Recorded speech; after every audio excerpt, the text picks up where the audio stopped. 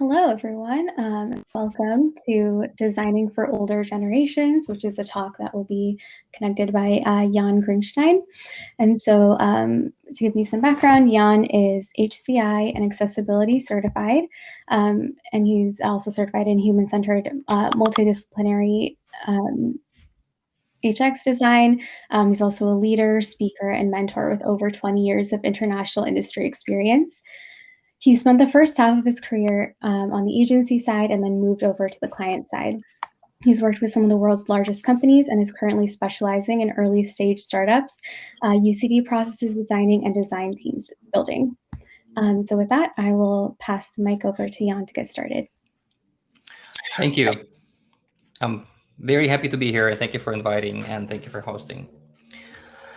I guess I will start with thank you everyone for being here, and thank you everyone for tuning in into this honestly really important event and really important day. Today is the Accessibility Awareness Day, which is highly important.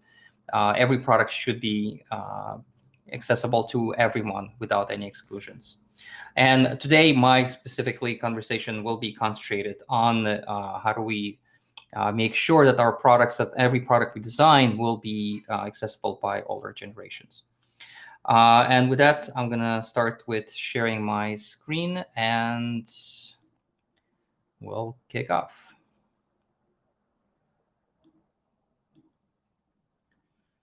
Okay. All right, so how do we design for older generation and what is it all about? And here's the interesting thing. Product and age was always kind of in a weird relationship. And as we navigate through this, what happened over the entire kind of a tech industry, if you will, or the past couple of decades, is that there's a question. And the question is, what is the definition of a cross-generational technology? And honestly, there are a lot of companies that try to answer this question. Very few succeed. And worst of all, a lot of the companies completely ignore it and don't even try to think about it as much as we really need to or should be and would like them to be. Now, all of this kind of spans from our collective bias, and that collective bias essentially comes from an assumption that older people are simply not as tech savvy, and what is the point designing for them? What is the point even trying? Because they're anyway not going to understand. And if we keep going into it and looking into technology at the 60 and beyond, then one of the biggest things that happens is, as I mentioned just a few minutes ago, is the biases themselves. Now, the typical assumption is that older generation will have somebody younger around them, either their grandkids or children or their friends, I don't know, other relatives that will help them with anything related with technology.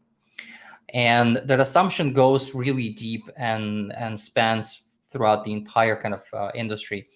Yet a lot of the companies do try and then do succeed by designing products for older generation for them to be able to use it. Unfortunately, most are not looking to this that way. They're seeing it exactly in this kind of an assumption that somebody will definitely going to help them out. So what's the point? They'll help them up, set up the account, create their login information, store their login information, manage their login information, and so forth. Now, here's an interesting thing. In my previous company, which was specializing in passwordless authentication systems, cybersecurity company, we were really eager to understand the older generation and how to design for them. And so we wanted to go out and understand what people do see as a technology, how do they perceive it, how do they respond to it, and so forth. And since we were in the field of authentication, we wanted to learn more, really, how do older generation will perceive something as passwordless technology, which is very new and fairly not widely adopted. And so we ran a pretty rigorous study with 100 participants. Obviously, not everyone qualified, but less people qualified. But among those who qualified were the ages between 60 and 70 plus. We had people all the way to 90, actually, even. And to literally my and other my team members and the company surprise is that people are actually pretty tech savvy, regardless of their age, really, and especially the ones who are above the age of 65. They're really embracing the smartphone technologies and all the tech that comes with it and all the convenience that comes with it. And as you can see, from 100 people or slightly less that qualified, 62%, to our surprise, were using both mobile and websites to log in and access their healthcare and banking information. And 28% of them were website and 6% only mobile. So to our surprise is that a huge part of the population above the age of 60 actually are using both mobile, which is smartphones, and websites, which is desktop. And when we start asking about the passwordless technology, to our surprise, 54% of them actually said, yes, we will be interested in that. And we actually do want it. And we do understand what that is. And we read about it, and we really eagerly are waiting for this technology to arrive, because we all hate passwords and we can't remember all of them and so forth. And here's the funny part. The 46% of those who said, no, we're not really interested, they weren't interested because it was new technology. They weren't interested because they didn't know how to use it. Most of them actually replied to the question of why they're not interested, mentioned the fact that, well, I don't know enough, or in my opinion, or in my understanding, if there's no password, that means it's insecure. And that spans from lack of knowledge and understanding of what that actually is. And so coming out of this study, what we essentially learned, it was the insight of the fact that people do understand new technology. People are eagerly waiting for something like that. And they do utilize all the available tech that we have, both on computers and smartphones, so mobile applications and so forth. And another interesting fact out of the study was that a lot of them do not actually rely on anyone helping them with their healthcare providers or banking and so forth online through mobile applications or websites alike, which is honestly something that kind of opened our eyes into, well, hold on a second. Isn't there an assumption in the industry that the older generation don't really understand technology? So what's going on here? And honestly, when I think about it personally, and there's some assumptions into it, but I'm going to dive into it a little bit in just a few minutes. So what does it mean designing for older generation? And I'm going to start with a question that I hear a lot. Why should you care designing for older people? Right? And I do hear it a lot. And here's some statistics. By 2050, 1 in 6 people in the world will be above the age of 65. I didn't come up with that. It was the UN. I assume we should rely on that data. That means that me caring about this, me personally caring about this, it's not only about designing for people today. I'm also being a little bit selfish, because I probably will be in the vicinity of that age by 2050. So I am trying wholeheartedly to design and build a world that will accommodate myself and people like myself at that age. But I think we shouldn't wait until 2050 to design products to be accommodating older generation, older people. I think we should start yesterday, not tomorrow, yesterday. And so I'm going to touch on a few things.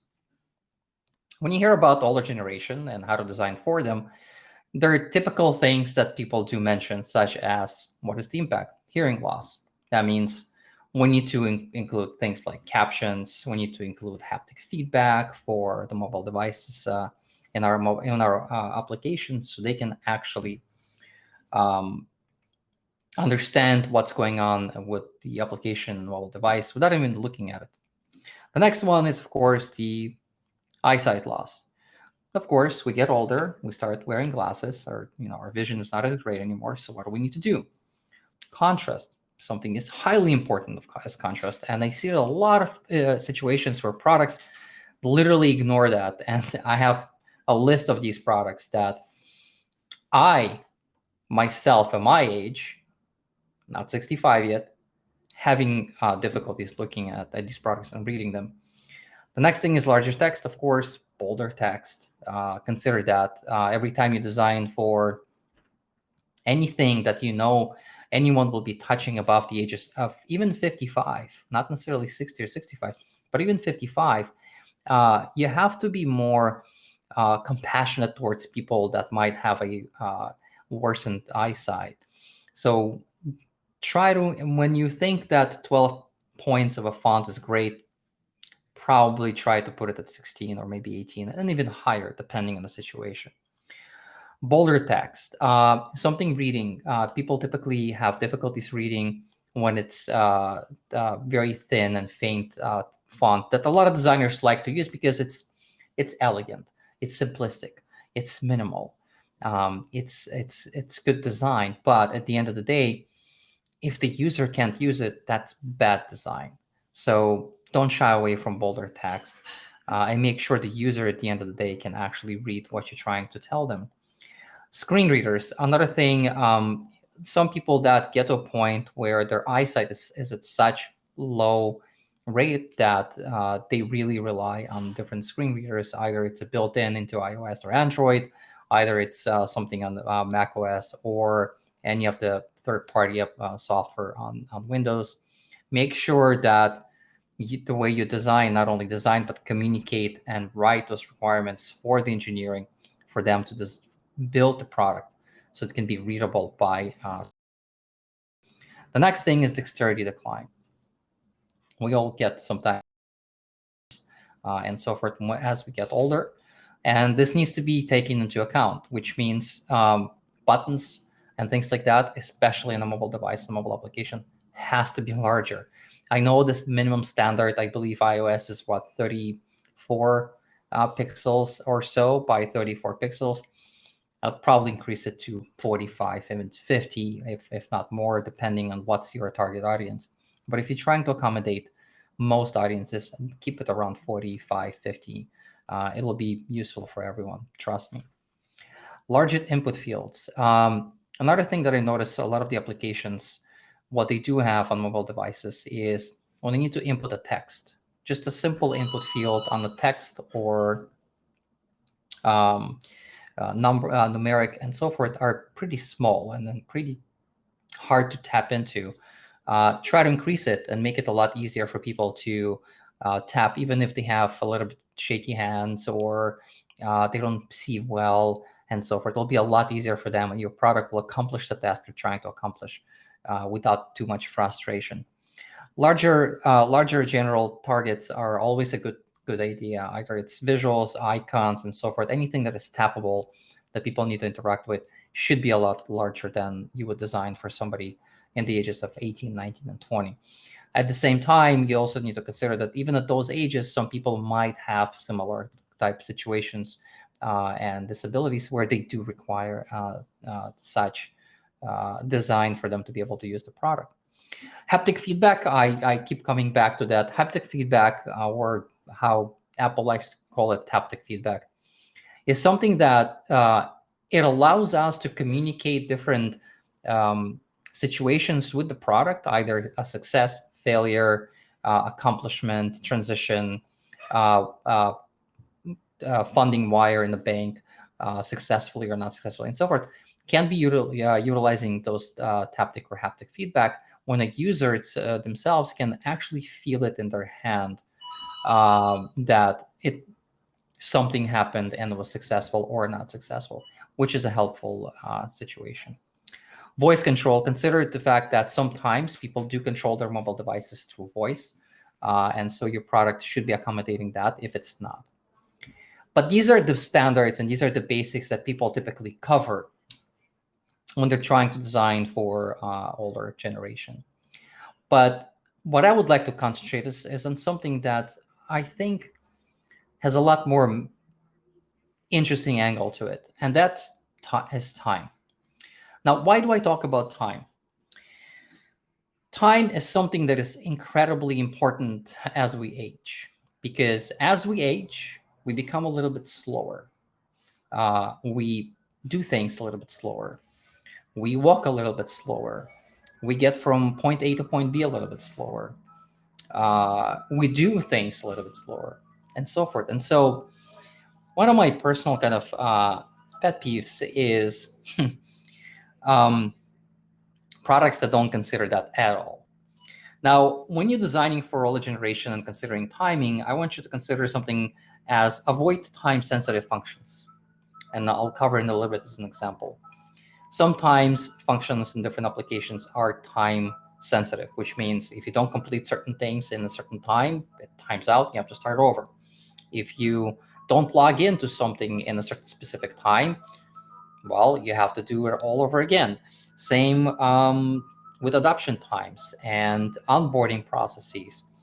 Um, and also allowing the application to remember where the user left off, right? And not start from the beginning. Now, in terms of the some of the time constraints that different applications create, consider this. When you look at this, right, from the perspective of, let's say, checkout, somebody is trying to check out whatever that is, they're buying something. And suddenly you have this situation where a user has about 8 minutes to check out. Now, how ridiculous is that? I don't sometimes manage to fill up everything and check out because I need to input my credit card information and so forth in 8 minutes. How can we expect people at the ages of 60, 65 and up to be able to accomplish all of these tasks of filling up some form, input credit information, make sure that everything is correct, make sure that the item they're buying is correct, make sure that the pricing is correct, and essentially check out and all of that in just 8, 9, or even 10 minutes? Come on, that's just ridiculous. So when you are designing a product, try to avoid these kind of tactics of scarcity, of making people, oh my God, I need to fill this up, I need to submit, I need to go, I need to buy it. Older people typically don't go for that, and typically are getting frustrated when that happens. And eventually you might even lose your users if they can't do what they need to do because you have a time constraint. Now, another thing, which is a great thing, when I talk about a much longer process in onboarding and much more descriptive ones. Sometimes onboardings are very quick, right? You might see 1 or 2 screens with some very quick animation and you're done. Okay, cool. You might have picked it up. I might have picked it up. Somebody at the age of 50, 60, 65 and older, probably not going to pick it up. And being cryptic with just a few words is nice for people who will get it immediately. But the reason why I'm asking for a bit of a longer process is that it's just my assumption. But I believe it's true because I somewhat tested it with my own parents, if of all people, is that typically what happens when we give new technology to anyone between the ages of, I don't know, 12 and 40 or even 45, 50. All of us typically figure it out with what, 1 hour, half an hour, 10 minutes, 2 hours, or thereabouts. As I mentioned, older people do things a lot slower. And so the adoption is a lot slower. And so the perception is a lot slower. And so learning something new is a lot slower. And yet, we don't give them the opportunity to actually learn. We just throw things at them. And when they don't understand it really quickly, as we expect them to or hope they would, we immediately dismiss it on the level of, well, they didn't get it and they won't get it anyway. But here's a great example, and this is from LinkedIn actually. Every screen has a basic explanation of what this is and why this needs to be done and what should happen here. That's a great onboarding experience for somebody in the older age group. They can understand what they need to do. They're not being rushed. It's descriptive. It has a lot of information for them to follow. Now, technology can be used by older generation as long as it's actually being designed for them. And this is what I'm going to come back to it again, is the fact that we need to consider their constraints and their limitations and how they perceive things, not only on the level of how do they use these things, but also on the level of how do they even accept them into their life, welcome or not into their life. And a great example of that is when we give a new technology to a child, do we expect them to learn it right away in the next couple of hours? No, we just let them be. We just let them learn, right? And I'm not trying to compare or, God forbid, offend anyone to compare older people to children. But what I'm trying to accomplish with, I guess, with this subject is, why aren't we giving the same courtesy to older people? Why aren't we not giving them the same courtesy of here's the product and take as long as you need to learn it? And then see if they actually understand or not. If they're not, it's not their problem. It's our problem.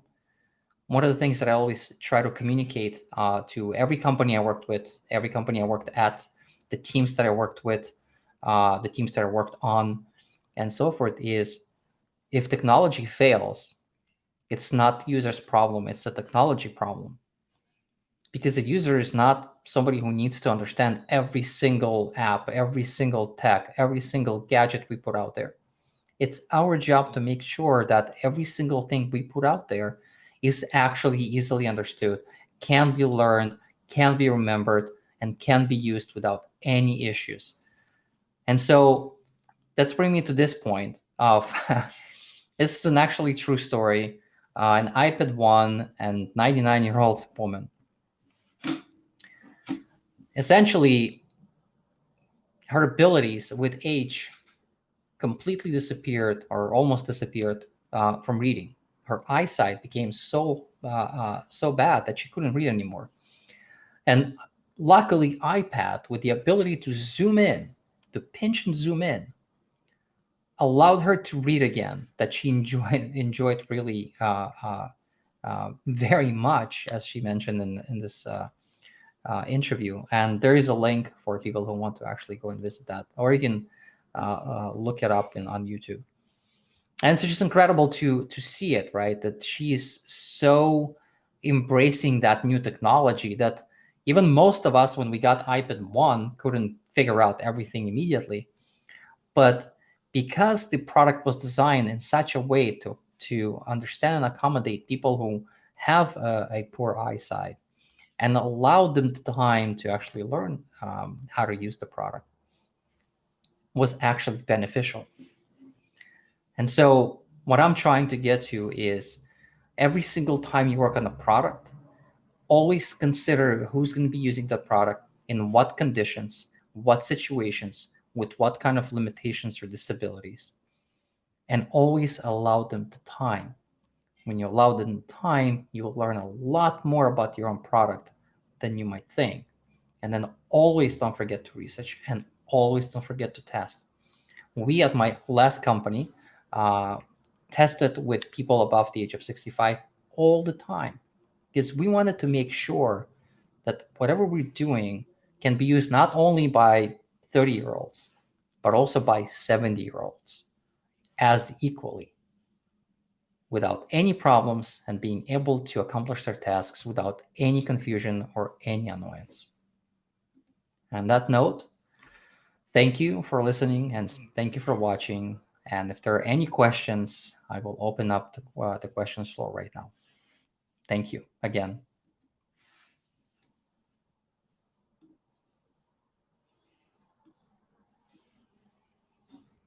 And on that note, if there are any questions, I'll be more than happy to answer. Great. If anyone has any questions, please drop them in the Q&A section on the right side of the screen. And also, there is a Slack channel designated for this talk to continue the conversation. So I will drop that in the chat as well.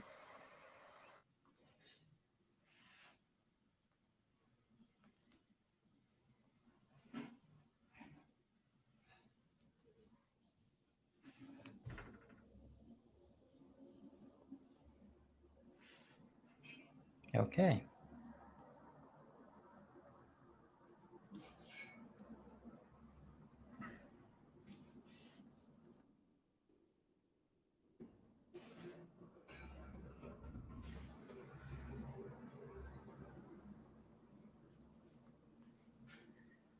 That's an interesting question. When you test for older adults, do you test as well with children? No. In the last company, we did not.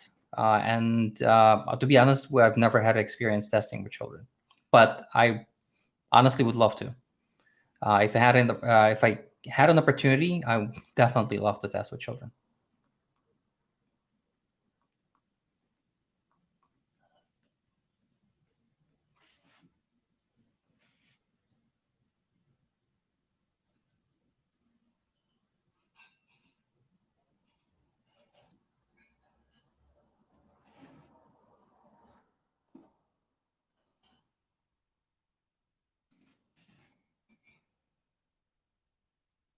Okay.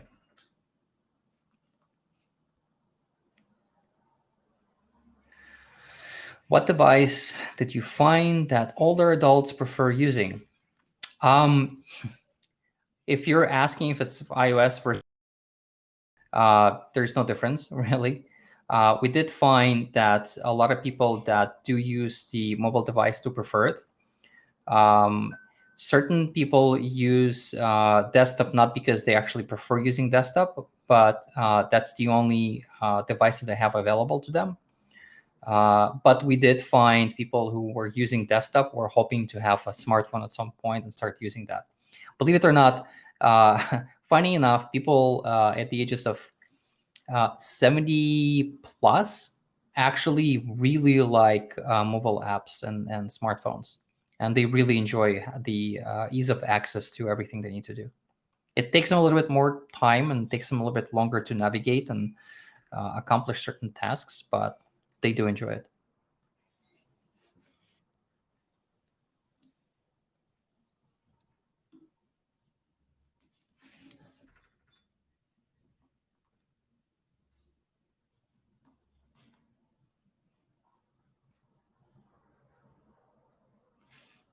All right.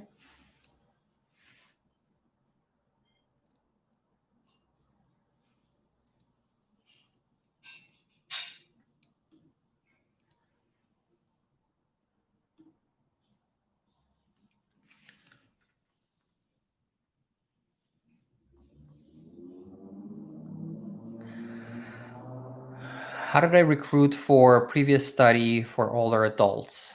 Um, several places. So we utilize such places as Usability Hub, for instance, for different really quick kind of surveys, if you will. We do utilize, previous company and my current company, we do utilize a place called User Interviews.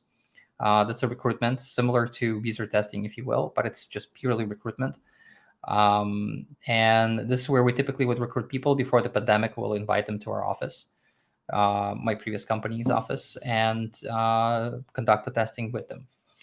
Typically, every test would be recorded from every single angle, which means we would typically have an attached camera facing down to a mobile device. We'll have an attached camera facing down at the keyboard of a laptop that we're testing with. If there's a combination of two, we will have a mobile device itself, front-facing camera recording the facial expressions.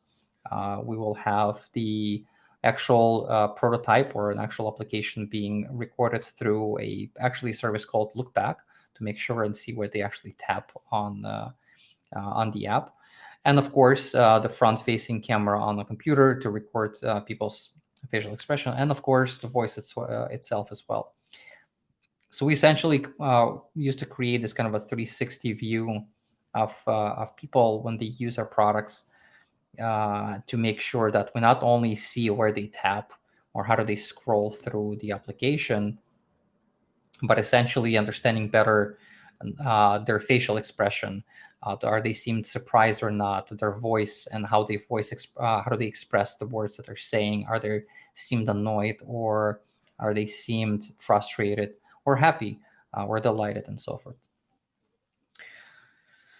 I'm curious about adults that are more easily accessible to recruiting methods, may already be connected via smart devices and missing out on the population who is being missed by companies based on the UX issues you laid out and not utilizing technology available. I'm not sure if this is a question or a statement. If it is, it will be great if you can refine your question.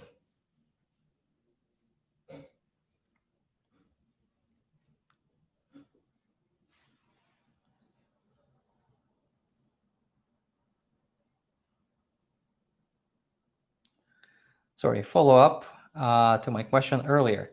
You answered how you recruited. Thank you. Yes, sure. Anytime. Feel free to interrogate more questions.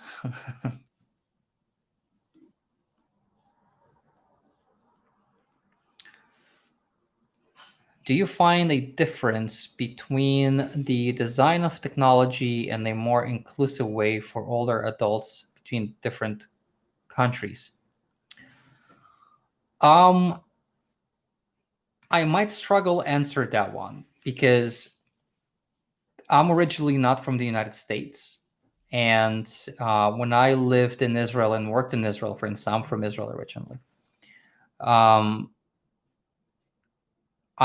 couldn't say that there was anything related to designing for older generation. It was something that was on the discussions, but not on the level of that we need to test for it.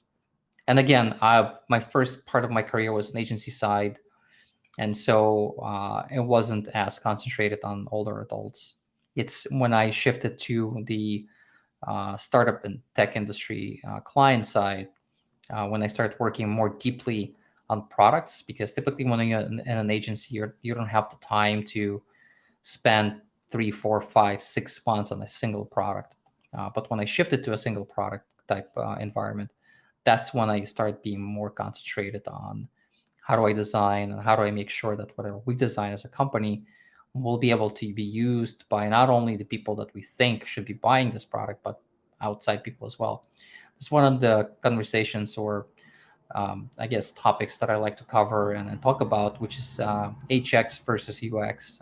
UX is user experience. HX I see as a human experience, which means designed for not only your users, but even people who you might think are not going to be your users ever, but still designed for them.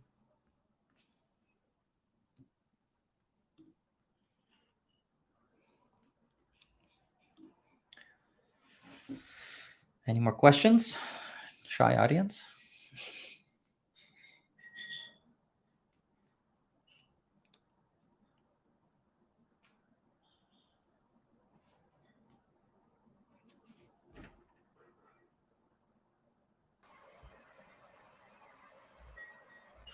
Great. If there are no more questions, as I said, we can continue the conversation in the Slack channel, which I dropped in the chat as well. It's just designing for older generations.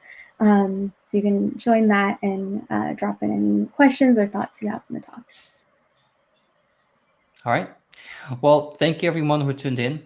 Thank you everyone for your time and thank you for coming. And thank you, Code for San Jose, for inviting me. This is it's been a blast and topic that I really love talking about. And thank you for giving the platform for that. Thanks a lot. Thank you.